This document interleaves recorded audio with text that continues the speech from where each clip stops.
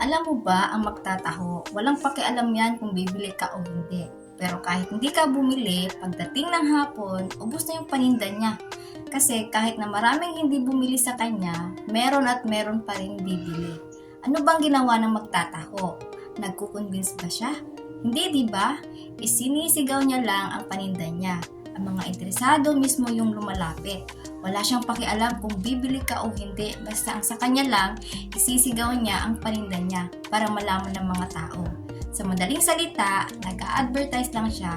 Ang akin, nag-a-advertise lang ako na nag-a-advertise hanggang sa lumapit mismo ang mga interesadong tao.